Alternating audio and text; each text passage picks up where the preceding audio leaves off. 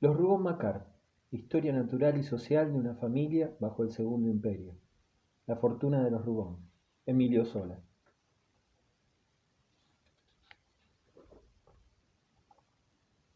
I. Cuando se sale de Plassans por la puerta de Roma, situada al sur de la ciudad, se encuentra a la derecha de la carretera de Niza y después de haber dejado atrás las primeras casas del arrabal, un terreno baldío designado en la comarca con el nombre del Solar de Saint-Mitre. El solar de Saint-Mitre es un rectángulo de cierta extensión, al nivel de la carretera, de la cual está separado por una simple franja de hierba. Por la derecha, un callejón sin salida lo bordea, con una hilera de casuchas, mientras que por la izquierda y por el fondo cierran el solar dos lienzos de muralla cubiertos de musgo, por encima de los cuales se divisan las ramas altas de las moreras del Jas Meffrem, gran propiedad cuya entrada se encuentra más abajo, en el arrabal. Cerrado así por tres lados, el solar es como una plaza por la cual no se atraviesa para ir a parte alguna y que sólo los paseantes huellan con sus pasos. Antiguamente había allí un cementerio bajo la advocación de San Mitre, santo provenzal muy venerado en la comarca. Los viejos de Plassans recordaban todavía en 1851 haber visto en pie los muros de este cementerio, que había sido varios años atrás. La tierra, que se atracaba de cadáveres desde hacía más de un siglo, resumaba la muerte, y había sido necesario abrir un nuevo campo de sepulturas al otro extremo de la ciudad. Abandonado, el viejo cementerio se había ido depurando al paso de cada primavera, cubriéndose de una vegetación negra y espesa. Aquel suelo substancioso, en el que los sepultureros no podían ya dar un golpe de azadón sin arrancar con él un jirón humano, fue de una fertilidad enorme. Desde la carretera, después de las lluvias de mayo y los soles de junio, se distinguían las puntas de las hierbas que se desbordaban por encima de los muros, y dentro era como un mar de un verde sombrío, profundo, salpicado de flores anchas, y un brillo singular, y debajo, en la sombra de los tallos apretados, se percibía el olor del mantillo húmedo que hervía y resudaba savia. Una de las curiosidades de aquel campo la constituían entonces unos perales de brazos retorcidos y nudos monstruosos, cuyos enormes frutos no hubiesen querido coger ni una sola ama de casa de Plassans. En la ciudad se hablaba de ellos con muecas de repugnancia, pero los chiquillos del arrabal no tenían estos remilgos y escalaban la tapia en pandilla por la tarde, a la hora del crepúsculo, para robar las peras, aún antes de que estuviesen maduras. Pronto la vida absorbente de las hierbas y de los árboles devoró toda la muerte del antiguo cementerio de San Mitre. La podredumbre humana fue ingerida ávidamente por las flores y los frutos, y sucedió que cuando se pasaba a lo largo de aquella cloaca, sólo se percibían los olores penetrantes de los alelíes silvestres. Tal transformación se realizó en unos cuantos estíos. Hacia aquella época, la ciudad pensó en sacar partido de este bien comunal, que dormía improductivo. Se derribaron las tapias que bordeaban la carretera y el callejón sin salida, y se arrancaron las hierbas y los perales. Después se trasladó el cementerio, se cavó el suelo a varios metros de profundidad y se amontonaron en un rincón los huesos que la tierra tuvo a bien devolver.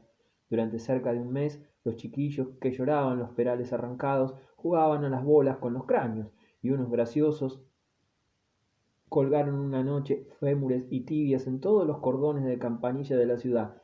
Este escándalo, del cual Plassans conserva todavía el recuerdo, no cesó hasta el día en que se determinó arrojar el montón de huesos en el fondo de un hoyo abierto en el nuevo cementerio. Pero, como en provincias los trabajos se hacen con prudente lentitud, los habitantes pudieron ver durante más de una semana un solo volquete que, de tarde en tarde, transportaba restos humanos como hubiese podido transportar cargas de yeso.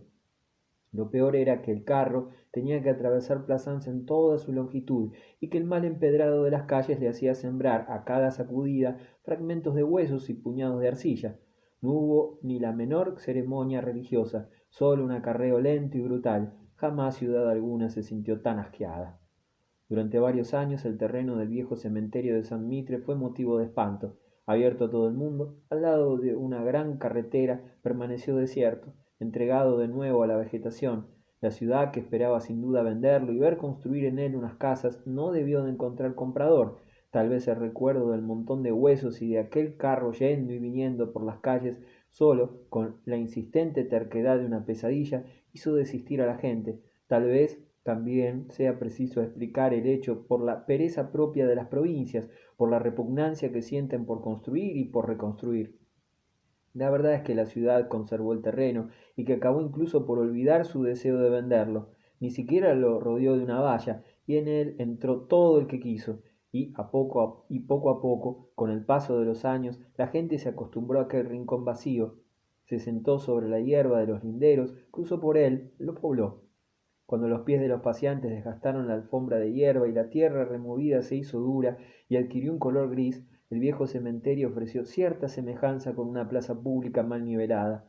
Y para borrar aún más todo recuerdo repugnante, los vecinos fueron, sin darse cuenta, cambiando poco a poco el nombre del terreno y contentándose con conservar el nombre del santo, con el cual se bautizó igualmente el callejón sin salida que se abre en un ángulo del campo. Hubo el solar de San Mitre y el callejón de San Mitre. Estos hechos tienen larga fecha. Desde hace más de 30 años el solar de San Mitre ofrece una fisonomía particular.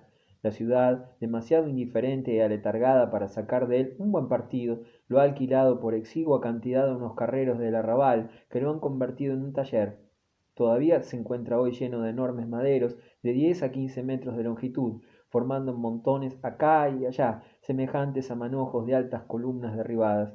Estos montones de maderos, esta especie de mástiles colocados paralelamente y que atraviesan el campo de parte a parte, constituyen un motivo de continua diversión para los chiquillos, y habiéndose deslizado de los montones algunas maderas, el terreno se encuentra en ciertos lugares completamente cubierto por una especie de entalimado de tablas alabeadas, por encima del cual no es posible caminar sino haciendo milagros de equilibrio. Durante todo el día, pandillas enteras de chicos se entregan a este ejercicio, se les ve saltando sobre los gruesos tablones, siguiendo en fila las aristas y arrastrándose a horcajadas, juegos variados que terminan generalmente con caídas y lágrimas, o bien se sientan una docena de ellos apretados los unos contra los otros en el extremo estrecho de una viga que se encuentra algunos pies sobre el suelo y allí permanecen columpiándose durante horas enteras. El solar de San Mit se ha convertido así en el lugar de recreo al cual vienen a destrozarse desde hace más de un cuarto de siglo todos los fondillos de los pantalones de los galopines del arrabal.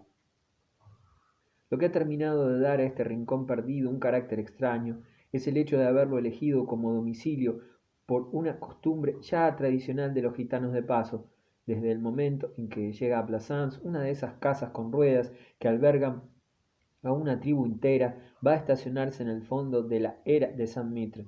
De este modo la plaza jamás está vacía, pues siempre hay allí alguna banda de aspecto singular, alguna cuadrilla de hombres cobrizos y de mujeres horriblemente flacas, entre los cuales se ven revolcarse por el suelo grupos de hermosos niños.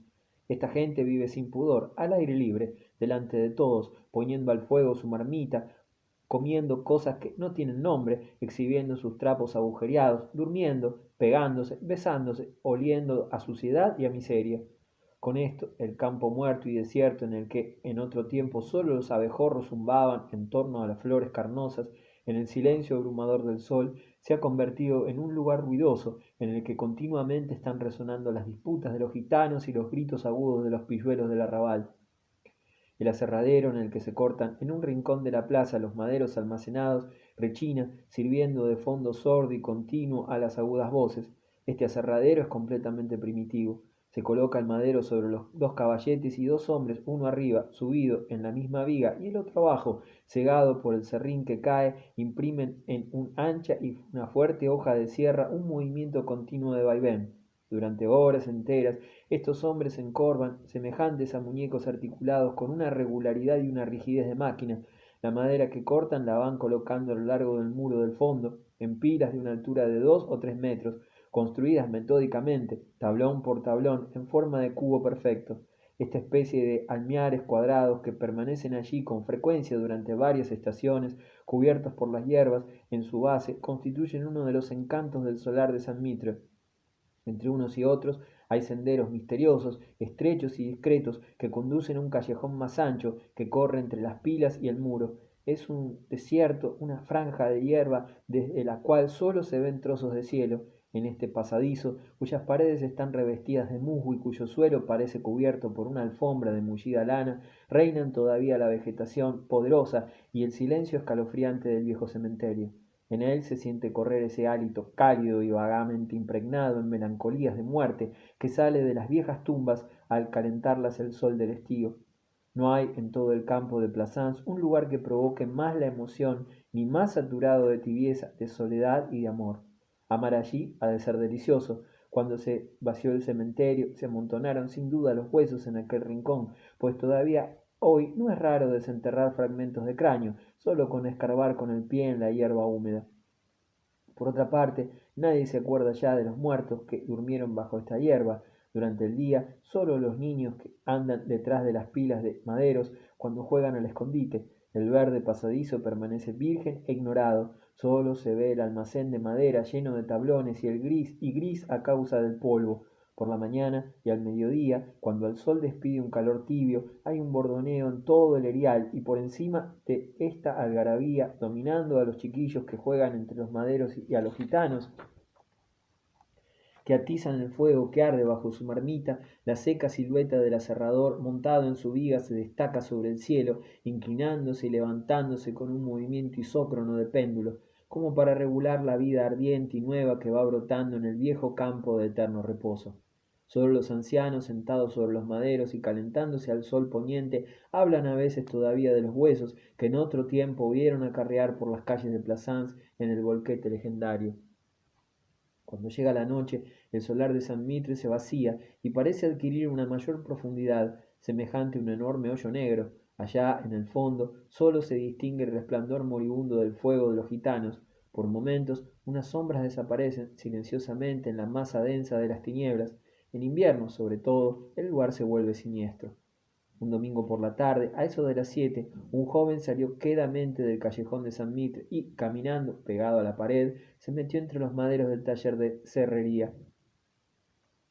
Corrían los primeros días de diciembre de 1851 y hacía un frío seco. La luna llena en aquel momento difundía esa luz penetrante propia de las lunas de invierno. Aquella noche el taller no ofrecía el aspecto siniestro de las noches lluviosas. Alumbrado ampliamente por la luz blanquecina, reposaba en el silencio y la inmovilidad del frío con una dulce melancolía.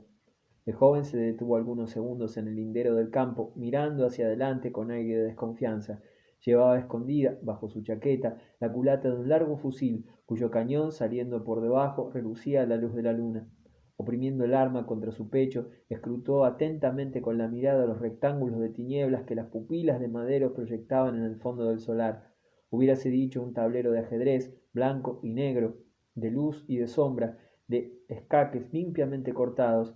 En medio del solar, sobre un pedazo de suelo gris y desnudo, dibujábanse los caballetes de los aserraderos, alargados, estrechos y extraños, semejantes a una monstruosa figura geométrica trazada con tinta sobre un papel. El resto del taller, el entarimado formado por las vigas, no era sino un amplio lecho en el que la claridad de la luna dormía apenas estriada de delgadas rayas negras por las líneas de sombra que corrían a lo largo de los gruesos tablones. Bajo aquella luna de invierno, en el silencio helado, la almadía de mástiles tendidos, inmóviles como atizados por el sueño y el frío, recordaba a los muertos del viejo cementerio. El joven dirigió a ese espacio vacío una rápida ojeada. No había allí ni un ser, ni el ruido de una respiración, ningún peligro de ser visto ni oído. Las manchas oscuras del fondo le inquietaban más. Sin embargo, después de un corto examen se decidió y atravesó rápidamente el taller. No bien se sintió cubierto, caminó más lentamente. Se encontraba entonces en el verde callejón que bordea el muro, detrás de los tablones. Allí ya no